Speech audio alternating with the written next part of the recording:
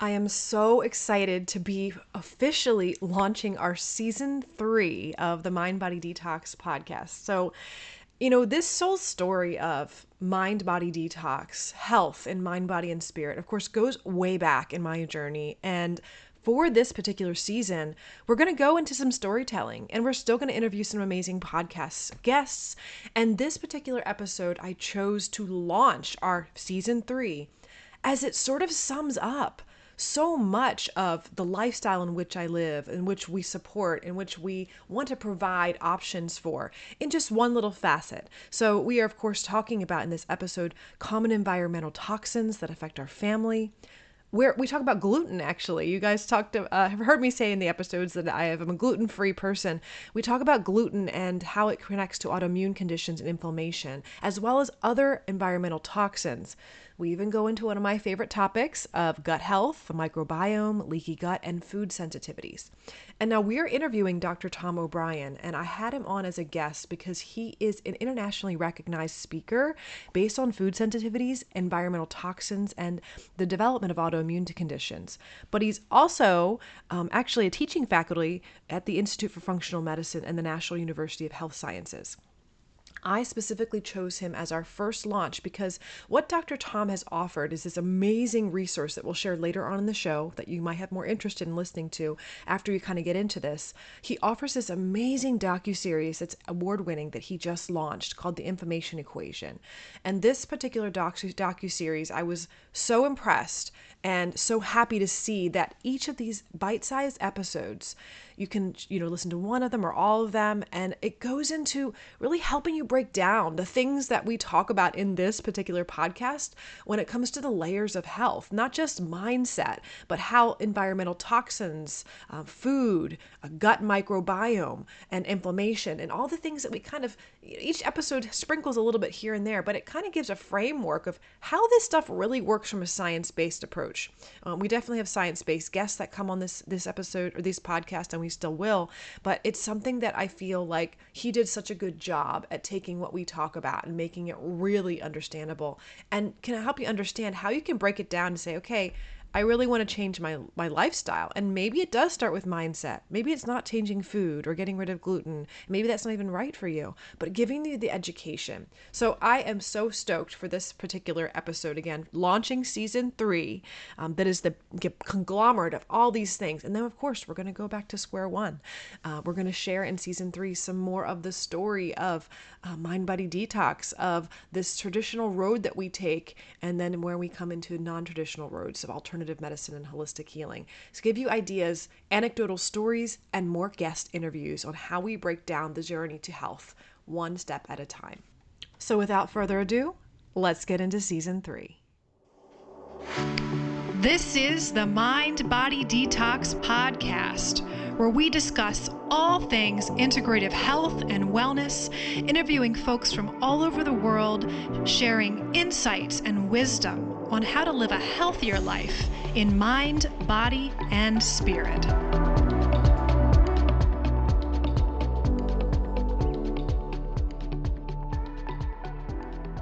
Hello, everyone. Welcome back to the Mind Body Detox Podcast. I am your host, integrative intuitive medium, Kara Lovehart. And this topic has been something you heard me talk a little bit about on the show. We've had some of the information we're going to share today, but if you've heard me talk that I am not a fan or a person that ingests gluten and dairy and sugar, we talked about that. We're going to be bringing on an expert today in the field of environmental toxins. And we're going to talk about gluten, inflammation, and autoimmune disease and all the connections there, and probably dive into some other things as well in that same category. So today's guest is Dr. Tom O'Brien. He is an internationally recognized speaker focused on food sensitivities, environmental toxins, and the development of autoimmune diseases. So Dr. Tom is considered a Sherlock Holmes for chronic disease and holds a teaching faculty positions with the Institute for Functional Medicine and the National University of Health Sciences. He is the author of You Can Fix Your Brain and the Autoimmune Fix. So without further ado, we're going to bring on Dr. Tom and talk about this amazing topic. Hello, Dr. Tom. Hello, Kara. It's nice to see you. Thank you so much for being on the show with us today. It is an honor. Thank you. So, you've been doing this for quite a while. I would love to get into your brain of what was the first thing that popped up and started to connect all these dots for you, and now you're specializing in this particular area. Tell us a little background. Oh, well, we have to go back 43 years, 44 years. And I was an intern, and my ex and I could not get pregnant. And I called the 7 most famous holistic doctors I'd ever heard of at that point. And I was able to reach all of them. And I said, what do you do for infertility? And they all told me, and I wrote it all down, and I put a program together, and we were pregnant in 6 weeks. And our neighbors in married housing, we lived on campus, asked if I'd work with them. They'd been through artificial insemination and nothing had worked. And I said, well, I don't think it's going to harm you in any way. Sure. They were pregnant in 3 months. So now we're 4 months pregnant and just hot to trot and tell the world, And so we tell our friends in Chicago. I was in school in Chicago, and our friends would say, well, my sister's had 2 miscarriages. Can you help her? And I said, well, I don't know, but it certainly can't hurt. And she'd drive down from Wisconsin, and I was treating people out of my dorm room. So you're not supposed to do that, but I did. And so I came into practice with the realization that there's not much in medicine that's all or every, but this was every couple that had problems with fertility for whatever, as long as they had the parts, but they just weren't working right. Every couple had as a component, and usually a primary component to their problem, they were eating foods that they didn't know were a problem for them, creating inflammation in their body. And they didn't know, because I feel fine when I eat pizza or whatever it was. Yeah, I feel fine, because you think that you have to have gut problems from the food that you eat. And if that's how you determine if a food is safe or not for you, you get it right 1 out of 8 times.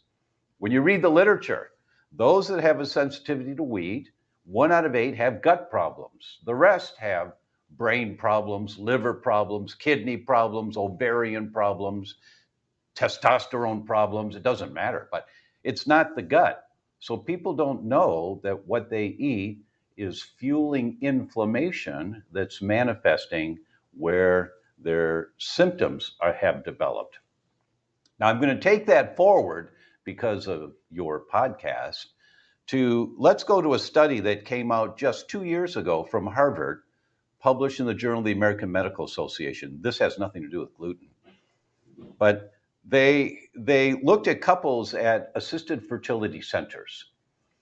And the editors of the Journal of the American Medical Association, arguably the most prestigious medical journal in the English language, the editors wrote a comment. This is an elegant study using sophisticated biomarkers to prove their point.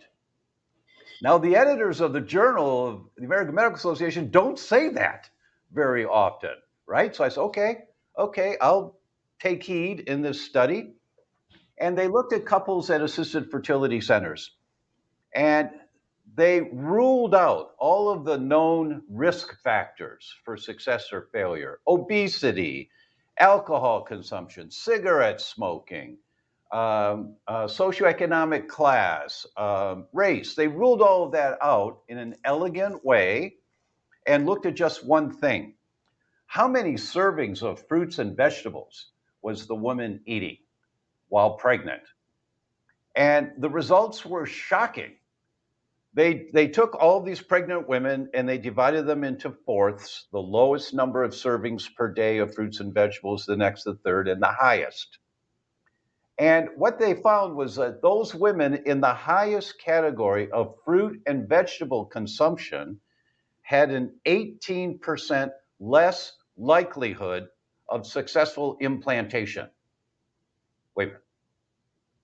Wait a minute. What did you just say? The more fruits and vegetables I eat, the less likely our artificial insemination that we're paying tens of thousands of dollars for is going to work? Yes. And if they got pregnant, they had a 26% less likelihood of a live birth. They lost the baby, miscarriages and stillbirths. It's like, wait a minute. The more fruits and vegetables I eat, the less likely we'll have a successful pregnancy? Yes. And this is published in the Journal of the American Medical Association. It came from Harvard. And the editor said this is an elegant study using sophisticated biomarkers to prove their point. You cannot argue with the study.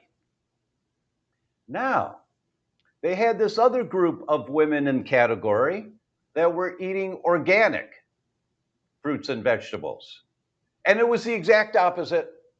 The more organic fruits and vegetables you eat, the better the outcome, the more successful the outcome. And they classified organic as women eating organic food 3 times per week, not 21 meals a week, 3 meals a week. But what it suggested was that, well, these are women who are doing a little more to take care of themselves. Maybe they're not using triclosan in their hand soap in the bathroom. Maybe they're learning some other things. So this goes right with your podcast about mind body. That when you start going in the right direction, you just start heading that way. And, when I sign books, it's always the same. I ask the person their name, I write down their name, and I write down base hits, win the ball game. It's all the little things you do on a daily basis that enhances the quality of your health again and again and again. So I love that you have a mind body podcast because it's your frame of mind and you're going to screw up. Everybody screws up. That's okay. Especially, this is a dangerous time of year. We're recording this. It's the first week after the new year. Everybody has these grandiose resolutions. You just need to listen to your little voice. When you're walking from the bathroom into the kitchen and you see a little piece of parsley on the floor from, your wife was cooking dinner, little piece, you walk by it and you say, oh, I should pick that up. But you keep walking. No, if you heard the voice that said, I should pick it up, just stop and pick it up. And you train yourself to listen to your little voice. And as you learn more technical information that you get like in this podcast every week, then you just start applying some of these principles that your little voice remembers to do. I mean, it's so critically important, the paradigm that we set for ourselves for a higher quality of life. We're all aging. It's irrefutable.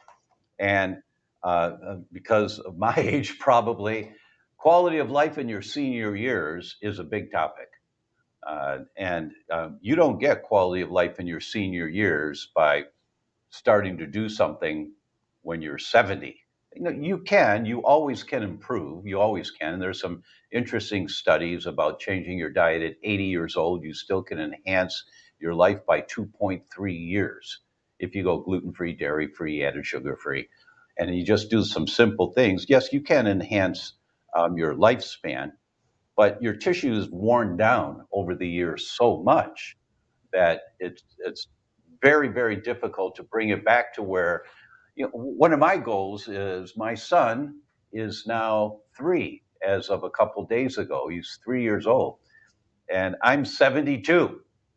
And my goal is to shake it up on the dance floor at his wedding, which means that, I need to wait 25 years or so. So I need to keep this body working for at least 25 years. After that, then it's going to be whiskey and cigars. But until then, it's not. So that's a long answer to how did I get into all of this? But that opens the doorway for a lot of questions, a lot more questions about what other things that are in the diet that are affecting more than just fertility. And goodness, yes. yeah, so that, of course, like environmental toxins in general, mental, spiritual, and these physical environmental things are our main focus on this podcast. So tell us a little bit about what are the common environmental toxins that do affect our family health today. We're going to talk more about gluten in general, but to give us an overview, what are some other things that do affect us? Well, the big picture, the really big picture overview is that the CDC, the Center for Disease Control, tells us that 14 of the 15 top causes of death in the world today are chronic inflammatory diseases. It's always inflammation. Everything except unintentional injuries is a chronic inflammatory condition. So it's always inflammation. So the question is, what triggers inflammation? And you don't feel when you're inflamed. Inflammation is not bad for you. Excessive inflammation is bad for you. Without having the immune system able to produce inflammation, we wouldn't be here one day. And I'm not exaggerating. We would be sick and gone in a very short period of time if our immune system shut down.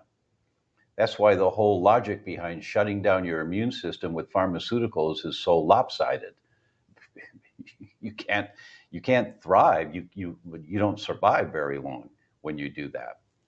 So it's always inflammation. So the big kahuna question is it gasoline or kerosene? Is it charcoal lighter fluid or turpentine? Where is the inflammation coming from? Is it gluten or is it a toxic relationship? Is it mold on the shower curtain or is it lead? The topic is, what is activating my immune response? That is the big picture, because for some people, their detoxification capabilities are highly efficient at excreting heavy metals if you're exposed to heavy metals and they don't accumulate in your body. For most of us, we have a threshold, and when you cross that threshold, if you're eating tuna fish twice a week, you likely have mercury toxicity, because almost all the tuna in the world now, almost all of it, has mercury, high levels of mercury. So it's really a question of exploring, what is my immune system fighting? Because that's what triggers the inflammation. And so the exploration is, you'll excuse me, but not a list of all the potential toxins in the world, but rather, what is my immune system fighting? And the testing now is so available to identify this. There's a test, for example, called Total Tox Burden from Vibrant Wellness that's highly accurate, highly sensitive, that looks at, I don't know how many, maybe it's in the 60s, different toxins, from volatile organic solvents to heavy metals to metabolites of mold. There's a list of them, and it's a simple urine test, but it's accurate. And so you find out. For example, I had a patient a couple of weeks ago from Brazil, 14-year-old boy diagnosed with celiac disease, a very serious condition, and he wasn't responding to a meticulous gluten-free diet. So why wasn't he responding? Well, the question is, what's his immune system fighting? Anytime there's an emergency brake, you back out of a driveway and you say, what's wrong with this car? It's not backing out. What's wrong? Oh, the emergency brake. And you let go of the emergency brake and then you back up. So when the effort you're making to be healthier is not working, there are emergency brakes that are holding you back you're not aware of. So you just have to find out what they are. And for this boy, it was volatile organic solvents. He was 415% above acceptable levels, not 10%, not 20%, not double, not triple, 4 times above the limit. And it was likely the rubber bands that he's using with his braces. The rubber bands are a volatile organic solvent that makes the rubber bands. And the mother was so angry when she found this out, because it made perfect sense. And I just sent her a couple studies about the symptoms that can happen with that, and here's the test results. And so you have to identify, is it gasoline or kerosene? Where is it coming from? And it can be anything. I mean, Is there anyone in the world that thinks these chemtrails that you see are harmless? Really? Really? I mean, it's like the lemmings that run down and just run off the cliff and drown. They just follow the herd. So, we're exposed to things that we have no control over whatsoever. But where you can have control, you address those areas, your home, for you and your family. The most common source of environmental triggers causing inflammation is what's on the end of your fork. So you focus your attention on what you can do, and then your body will have more resilience to deal with those things that you have no control over. I love that you focused on where we have control, because in a world when you start to get just the surface of this information, find that people will get into an active kind of, maybe traumatized nervous system response. They're like, oh my gosh, it's everywhere. What am I going to do? The world's going to hell in a handbasket. I don't know what to, and I don't think that's healthy. I think No, it's not. yeah, that really creates a space in which even your immune system may start to react to there's some sort of That's right. threat. That's So right. I love that you brought it back to what can we control, and that awareness that you can really start to change the journey for your family. Base hits win the ball game. Yeah. Always. Base hits win the ball game, not home runs. Yeah. Well, sometimes home runs do, but it's really, if you go gluten-free and the rest of your life stays the same, probably you're going to feel a lot better, because that's a big kahuna creating inflammation in the body. So probably you'll notice the benefits of that. That's a home run. Changing out the soaps in your bathroom, getting rid of the shampoo that has so many ingredients you don't even understand if that's English or Klingon that you're reading. All of that. I mean, those are base hits every week. I'll give you another example of this, because you're all about toxins. And Chicago, 2016, 346 pregnant women. In the 8th month of pregnancy, they collected the urine and they measured the amount of phthalates. Phthalates are chemicals used to mold plastic.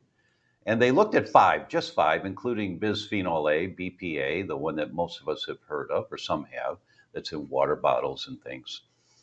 And they took the results and they put them into fourths, the lowest, the next, the third, and the highest.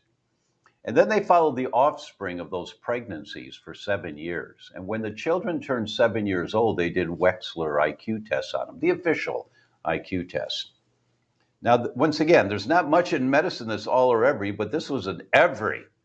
Once again, every child whose mother was in the highest category of phthalates in urine in the pregnancy, compared to the children in the lowest category, every child in the highest category, their IQ was 7 points lower than these kids. 7 points. 6.7 to 7.4 points lower, which doesn't mean anything to anyone until you understand a 1 point difference in IQ is noticeable. A 7 point difference is a difference between a child working really hard, getting straight A's in school, and a child working really hard, seriously working, getting straight C's. This child doesn't have a chance in hell of ever excelling in school. Now you go to Google and you type in phthalates and neurogenesis, nerve growth. Here come the studies. The higher the phthalates, the more inhibition of brain cell growth. And well, where did mom get all these phthalates? She started putting nail polish on when she was 5 years old. And the nail polish is in your bloodstream in 4 to 5 minutes. But there's no evidence that the amount of phthalates that get into your bloodstream from nail polish is toxic to humans. The phthalates are toxic, but the amount, there's no evidence that that minuscule amount is toxic. But this stuff is accumulative in the body. And what happens to a little girl that paints her 10 little fingers and 10 little toes once a week, or maybe once every 2 weeks for 25 years? How much of that stuff has accumulated in her body? Now she gets pregnant. Hopefully she has a healthy pregnancy and a safe delivery. But baby's brain didn't develop to the level that it should have. And so now at 7 years old, IQ is 7 points lower. That's the effect of the accumulation of these toxins. One more point. We think our government's supposed to protect us. Oh, they wouldn't allow that to happen. Of course they do. It's called the Toxic Substance Control Act. And when it was proposed, people came out of the woodwork saying, you can't do that, you can't do that, because the regulations, the current regulation, federal regulations for introducing chemicals into the environment state that you have to prove the amount of toxic chemical you're exposed to in a 24-hour period is toxic to humans. It's not. It's minuscule amounts. That's how they get away with this. Well, there's no evidence that the amount of phthalates that leach out of nail polish into the bloodstream is toxic to humans. That's how they get away with it. Or plastic containers that you put your leftover spaghetti in, and the next day you warm it up and you eat it. Well, the phthalates in the plastic container leach into the sauce overnight, so next day you're getting more phthalates in your spaghetti. Well, there's no evidence that the amount of phthalates that leach out of the plastic containers into your spaghetti is toxic to humans. That's how they got away with all of this. And the chemical industry spends millions every year to make sure nobody touches the Toxic Substance Control Act, ever. And it was the Toxic Substance Control Act of 1976. It's still the regulating guidelines almost 50 years later, because the chemical industry gets away with murder. Now, the last time that we could find out how many chemicals are coming into our environment was 2011. The EPA published a summary of how many chemicals came into the environment the year before, and it was 247 pounds per person per day. 27 trillion pounds came into the US in 2010.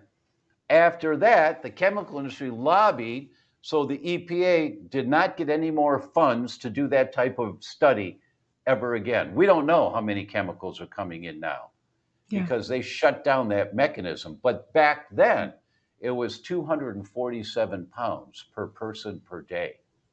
That's what we're exposed to. It's the flame retardant chemicals in your furniture. If you don't have cotton furniture, it's the flame retardant chemicals in your carpet. It's the formaldehyde in the ceiling tiles. You know, it's the formaldehyde in the press board. If your bedroom nightstand or the kitchen cabinets are not solid wood, they're made with press board. Press board soaked in formaldehyde, which outgasses for years into the environment. You have to learn all this stuff. Yeah. But then you learn what to do about it. Yeah. I'll just give you one of those now, and then I'll pause. NASA did the studies on this because the astronauts were getting loopy in space. They never talk about it to the press, but they would say, "Hello, Houston, blah, blah, blah, blah, blah, blah, blah." And Houston, they'd look at each other and say, "Hello, shuttle, can you repeat that, please?" And they would say, it's like, what? And what they found out, it was the amount of phthalates in the air, because everything inside the space shuttle is plastic and metals. It was very toxic air. So NASA funded the studies, how do we clean the air? And so they funded the studies on house plants. And what they showed is that 2 6-inch house plants in a 10 by 10 room absorb 74% of the toxins in the air. What that, and you go to my website, thedr.com/plant, and you download the handout, and then the study, you download the handout and the pictures of the plants, say, "Oh, I've seen those plants before. Oh, yeah, I've seen that one." And you go to the store and you buy 20 plants for the 10 rooms in your house, your kids' bedrooms, the living room, the dining room, the kitchen, the bathrooms. And for those people who say, "Oh, I don't do well with house plants, they die," then you buy more.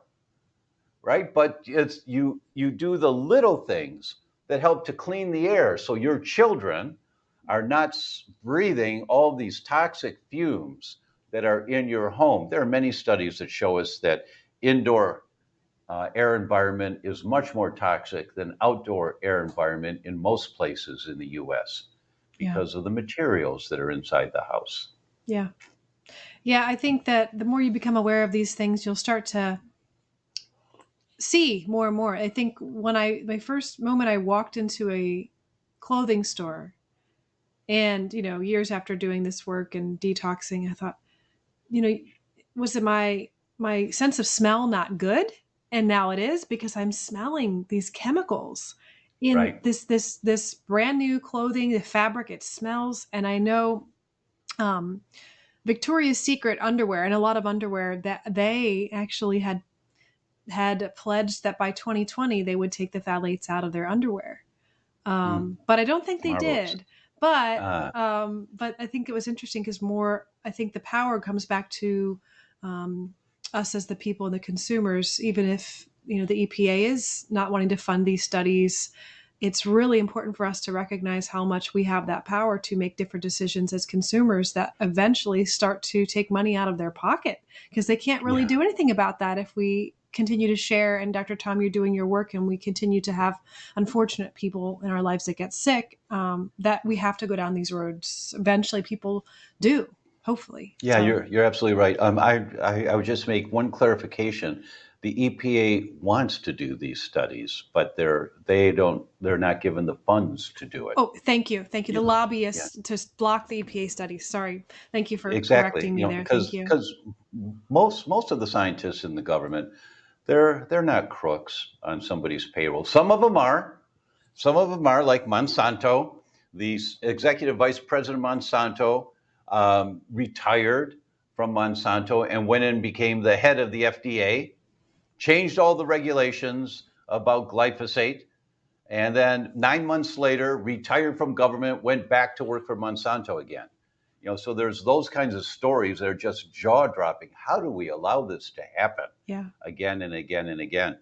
But all of that, it's good cerebral exercise over a bottle of wine about how crooked the world is, but what's important for listeners is what are the little base hits I can do every day that help my family to be healthier right now? Yeah. And the one that you brought up, of course, is about gluten and why you invited me on the show. So maybe I'll do a little bit about gluten. Well, yeah, let's go into gluten. And now you brought up glyphosate. And so I'm curious, you're just maybe to start off the conversation here. What is glyphosate for those listeners who don't know what it is? And is gluten the real culprit? Has it always been? Or is it because it's sprayed with glyphosate that we're starting to have more Mm, prevalence of people talking about that they have an issue with gluten? Good question. I'll answer the last part first. No, glyphosate is not the reason that sensitivity to wheat is going up, but it contributes to and allows sensitivity to happen more frequently, but it's not the primary reason. So, not to diminish the dangers of glyphosate, which I'll talk about. So, glyphosate is a chemical used in a product initially called Roundup. And Roundup it was 46%, I think it was, or 48% glyphosate, and then a bunch of other chemicals. It's used to spray on plants to kill bugs and to kill weeds without killing the plant. And so when you harvest the plant to eat, the vegetable or the grain, it's got glyphosate on it. So they're called Roundup Ready crops. So they grow these seeds that they genetically modify the plant so it can handle this toxic chemical and not be killed by it. And then they can grow more tonnage per acre. They don't lose tonnage to bugs. And so it increased production for farmers. So the farmers liked it at first before they realized the damage that can occur from it. But the plant or the grain now has these chemicals in it. And when we eat the chemicals, the way that these chemicals work on the plant is that if bugs eat the plant that have been sprayed with glyphosate, it eats a hole in their intestines. We call it leaky gut. It eats a hole in their intestines and the bugs die. So when we eat the plant, the Roundup Ready plants, it kills the good bacteria in our gut. It doesn't kill bad bacteria. It kills the good bacteria in our gut. It inhibits what's called the shikimate pathway, geeky stuff. So the good bacteria can't reproduce, and the bad bacteria thrive in that environment. And when you have more bad bacteria in your gut, it creates inflammation in your gut. Now, what is this thing, leaky gut? Mrs. Patient, your digestive system is a tube. It starts at the mouth, it goes to the other end. It's one big long tube, winds around in the center there. And the inside of the tube is lined with cheesecloth. So when you eat food, you take a bite of a hamburger, you swallow that hamburger, it's big clumps of meat. That stuff can't go into your bloodstream. That'll kill you. That it's got to be digested. Think of a pearl necklace. So if protein's like a pearl necklace, the acid in your stomach undoes the clasp of the pearl necklace. Now you have a string of pearls. And the enzymes act as scissors to cut the pearl necklace smaller and smaller, snip, snip, snip, snip, snip, until you're down to each pearl of the pearl necklace called an amino acid. Now, the pearls of the pearl necklace can go right through the cheesecloth into the bloodstream. That's why the inside of the tube is lined with cheesecloth. It doesn't let bigger molecules get through into the bloodstream until they've been broken down small enough. Then absorption means it goes right through the cheesecloth into the bloodstream. That's how we absorb our vitamins and minerals and proteins and fats.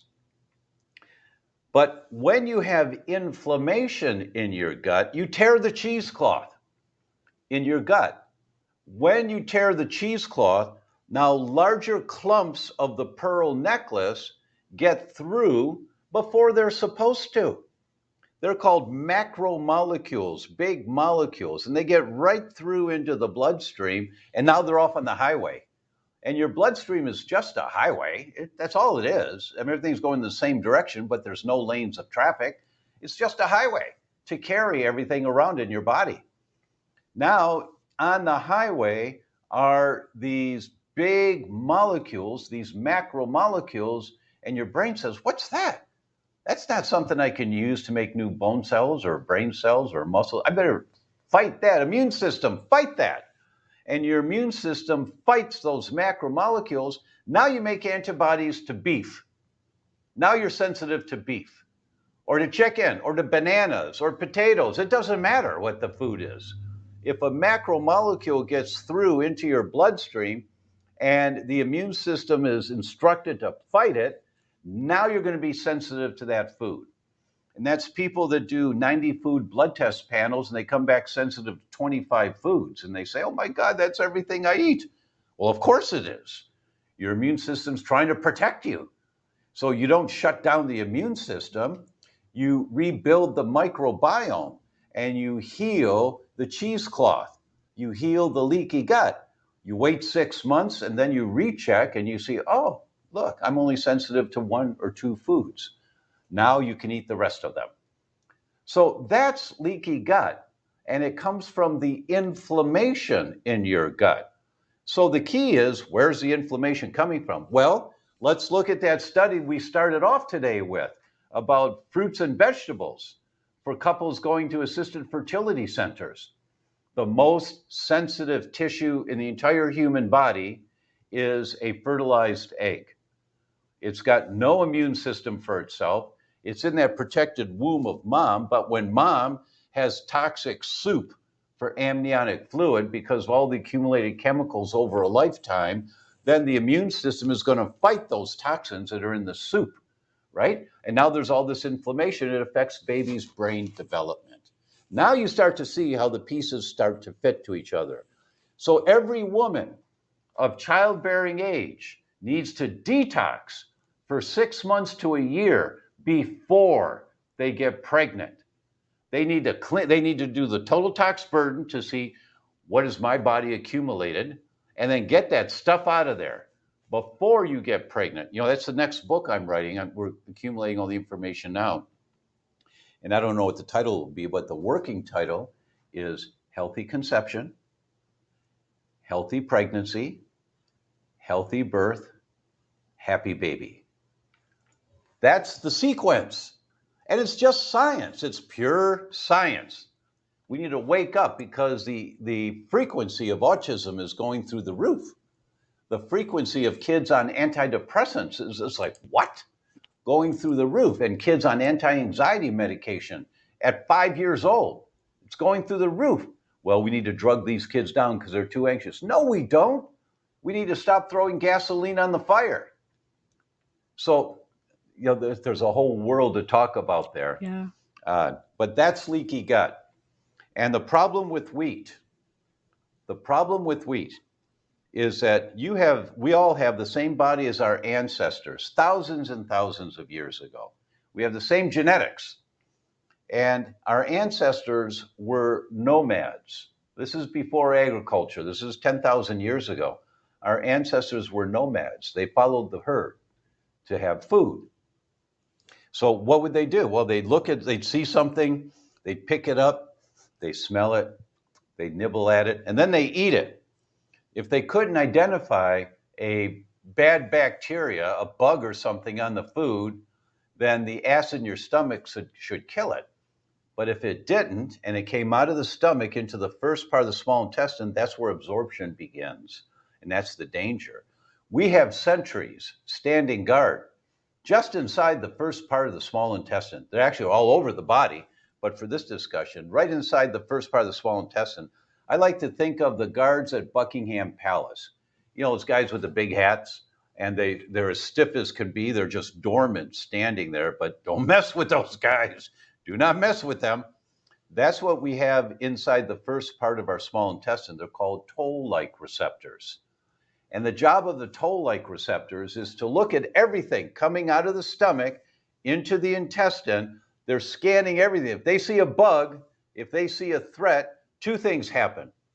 They immediately send a message to increase a protein called zonulin. That's leaky gut. And when you have increased zonulin, you get leaky gut, which brings water into the intestine from the body, and the water washes out the bug with the poop. So that's one defense mechanism we have. Leaky gut's really good for you. Excessive leaky gut is not. And the second thing that these sentries do is they activate the major amplifier of inflammation called NF-kappa B. It's the big kahuna for inflammation. And this all happens within 5 minutes. If they see something come out of the stomach that looks like a threat, they increase zonulin and increase NF-kappa B within 5 minutes. Here's the problem, and this comes from Harvard. Gluten is misinterpreted as a harmful component of a bug.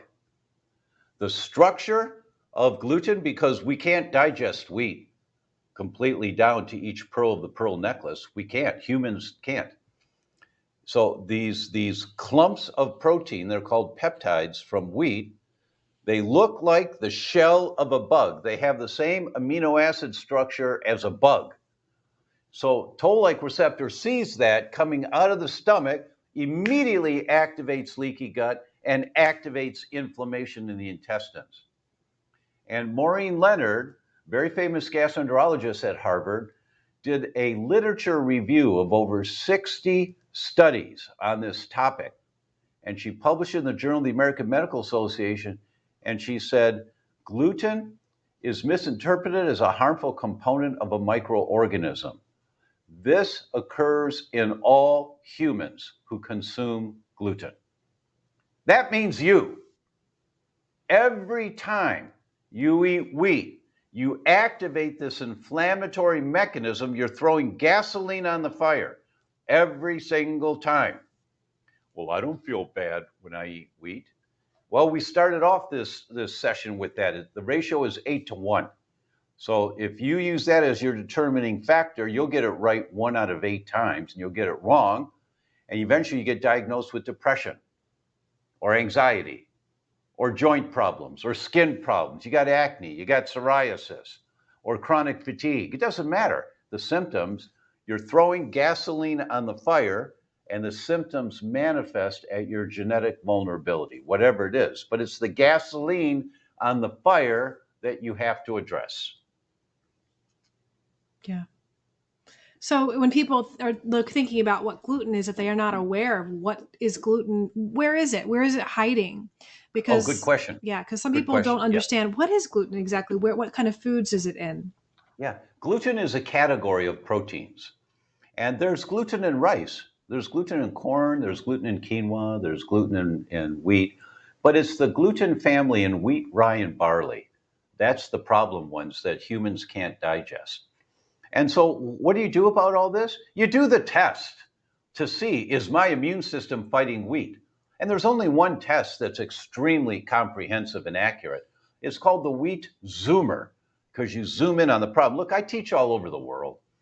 And I'm always looking at the labs that are at these doctors' conferences to, have displays of their services.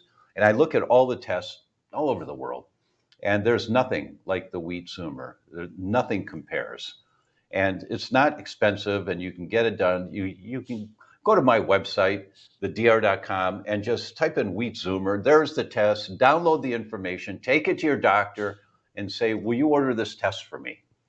And if they won't, because they don't know what it is, you can order it on my site. It's fine. But I'd rather you take the information to your doctor so that they then learn about this, right? Because they just don't know. Yes. They don't know the information. Yes. They just don't know. I And what I'm telling you, well, just one more thing, if I may. What I'm telling you, this is all pure science.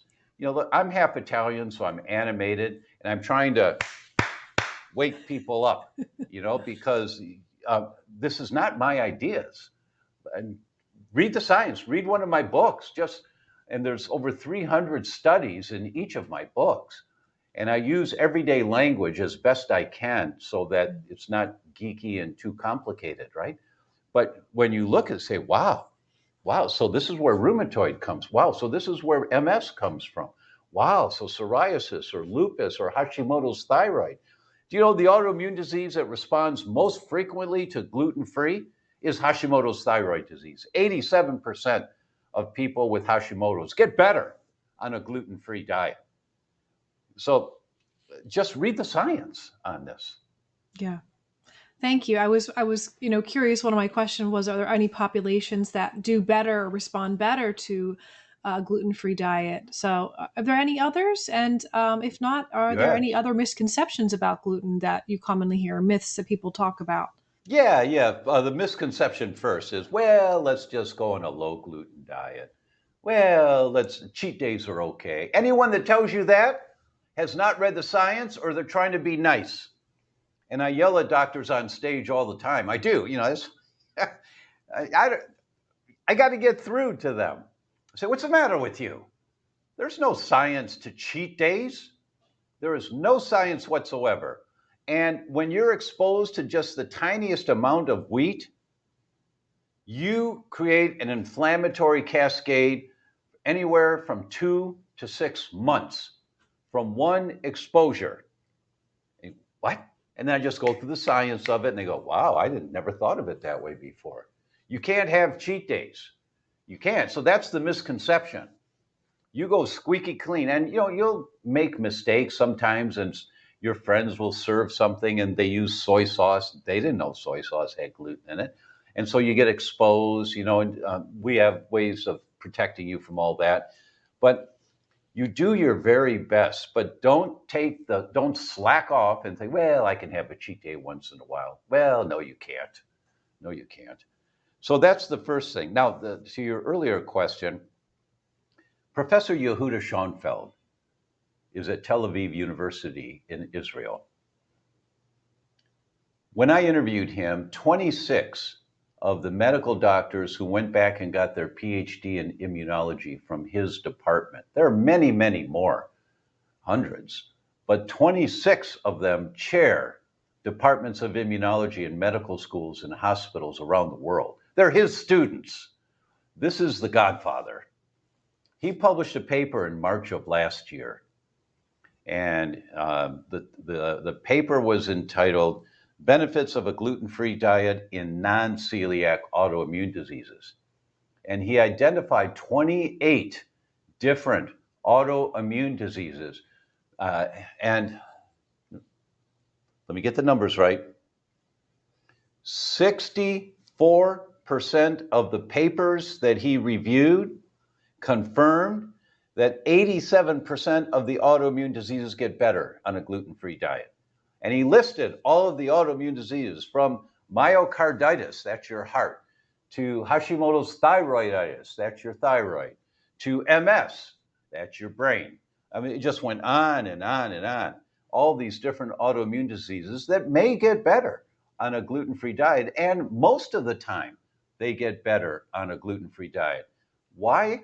Because wheat is it's the number one food that people eat, and it's the number one source of inflammation in the body that manifests wherever your genetic vulnerability is.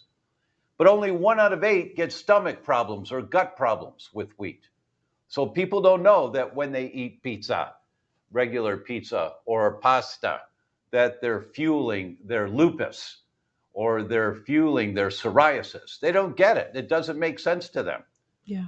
Well, that's why. Read my books, watch some of our videos, get educated, and you and your family will enjoy such a higher quality of life, higher quality of health.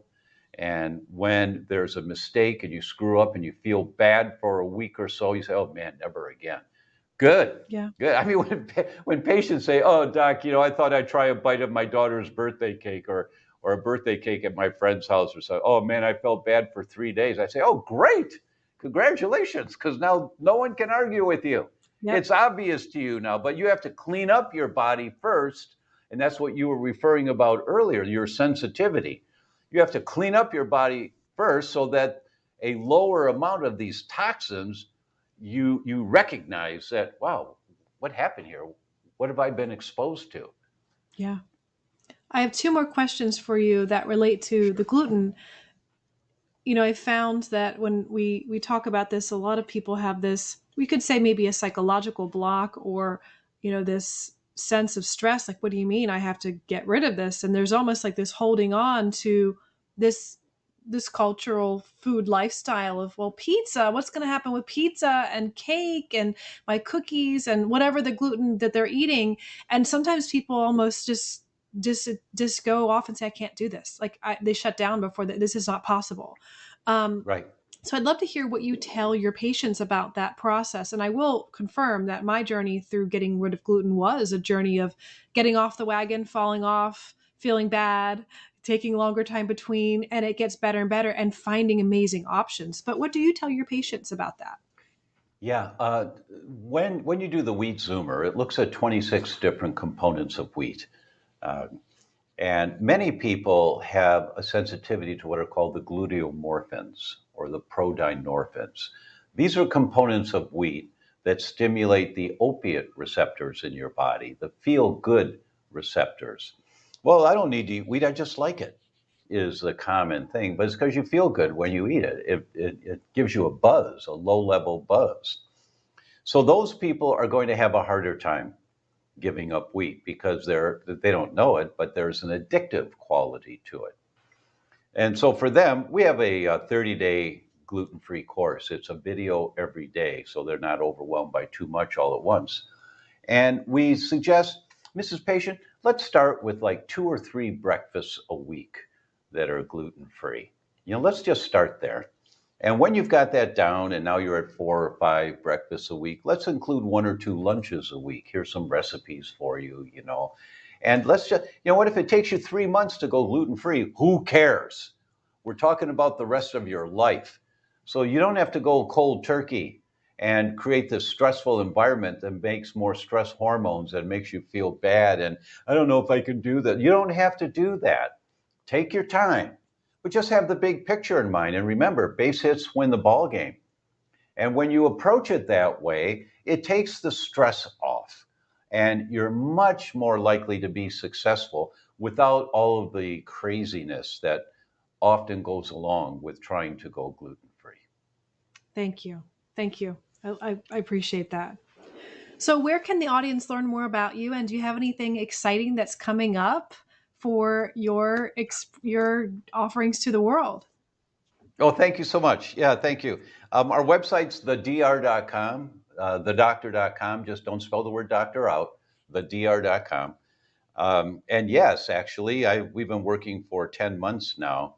We are doing a docuseries that'll come out in the first quarter of this year, and it'll be evergreen, so it's going to be around for quite a while. It's called The Inflammation Equation, Decoding the Path to Optimal Well-Being. And our goal here is that people understand the primary, the basic, the bottom line that we all have to come from when we want to have healthy lives and raise healthy children is, how do I reduce the triggers of inflammation? Some of them you can't reduce. You live in a city, you're breathing the air. But what you do in your home can make such a world of difference in cleaning the air in your home and the things that you use in your home. And we've interviewed over 80 of the world experts. And I'm not giving you 80 interviews because people can't do that. It's too overwhelming. We're doing an hour a day with 6 minutes of Dr. Bland, the founder of functional medicine, and 8 minutes of David Furman, who runs the Buck Institute on Aging. And his team is studying the NASA astronauts, and 4 minutes of Joe Pizzorno, the godfather of naturopathy, whose work in detoxification has helped so many thousands of healthcare practitioners understand how to help people detox. And all of these experts. And then what do you do about it? Well, this is a great test, or here's a great water filtration system. Now, depending on your finances, if you don't have much money, you get the countertop. And this is the one that seems to be really well established. But if you get the under the sink one, or if you can get a whole house one, whatever you can do here, whatever your level is, here's what we have found to be a really good quality. I'm not going to say the best because I'm not an engineer, but the high quality units for you. So we're going to guide people through all of this so that they can, and the goal is 6 months from now, after you've done some food testing, after you've changed the foods out of your life that are causing inflammation, and you've cleaned up your home, you got plants in your home, and all that type of thing. You go to church one day and someone has, wow, you look like $1 million. What happened to you? Well, I've learned that I had to change my nail polish to organic nail polish that doesn't have phthalates. It has what? Phthalates. And I found out that gluten and dairy are sensitive for me, so we have a gluten-free home now, and and we've got glass containers instead of Tupperware. And you implement all of these things a little bit at a time. Base hits win the ball game. So that's our event, the Inflammation Equation, which will be coming in the first quarter of the year. That is so exciting. We'll send you an announcement for it. Wonderful. So that hopefully you can share it with your tribe. That sounds perfect, especially because this is really what we are all passionate about, the listeners here really diving in. And I love that you're talking about this in bite-sized pieces. Everyone, I echo that from Dr. Tom, because that's really important. But is there anything else you'd like to share before I go into our 2 final podcast questions we ask everyone for their first time as a guest with us? I'm a Sherlock Holmes.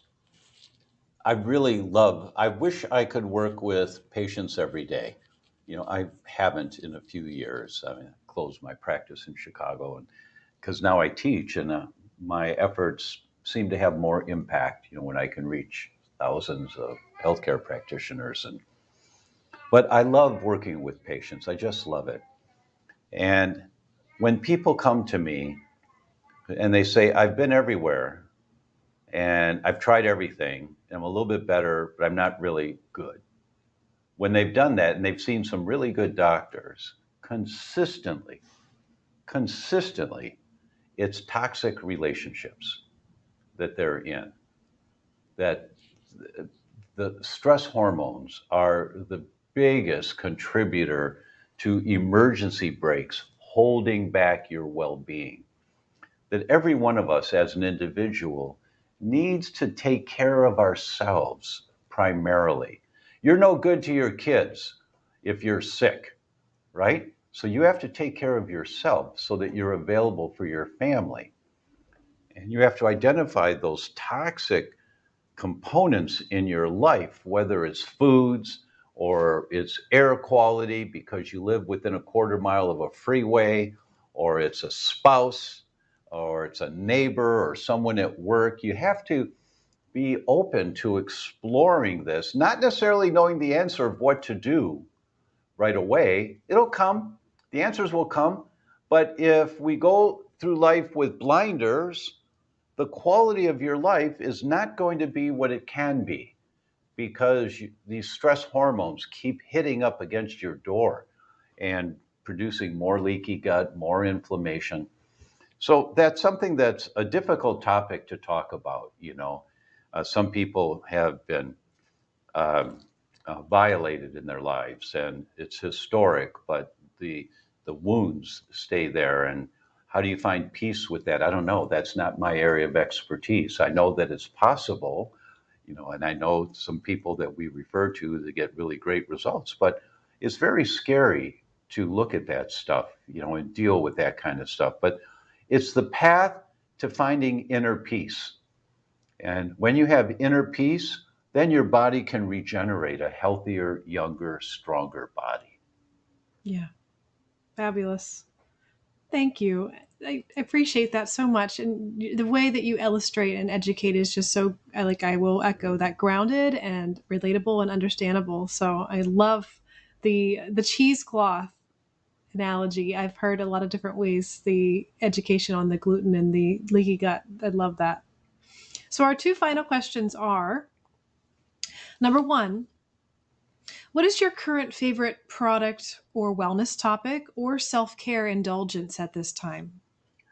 Well, it is an indulgence. It really is. But I love my Ember cup. It's a little electric cup. I put it on a stand and it keeps my tea at 137 degrees for hours. So I can just sip my green tea, and it's just like when I first poured the hot water in there. What's And it it's called? just great. Ember, Ember. My Oh, son wonderful. my son does it, and so and it's embarrassed because it's like $140 for a coffee cup. It's like, but I mean, I get such pleasure out of it every day as I use it. So that's my indulgence. That's I've never awesome. told anybody that. Yeah, it is awesome. It is awesome. The second and final question, Dr. Tom, is if you could detox one thing in your life or the world right now, what would it be? Emotional well-being, without exception, that is the most powerful detriment to quality of life, more than anything else. Thank you so much. Well, everyone, if you have really been intrigued by Dr. Tom and his information here, please go and check out the show notes. We'll be sharing information directly for how to access him, and even some of the handouts that he was referring to on his website. We'll have links directly to that. And again, thank you guys so much for listening. We appreciate all the work and the interest you guys have in bettering your lives, detoxing your lives in mind, body, and spirit. So thanks again, all, and be well until next time, my friends.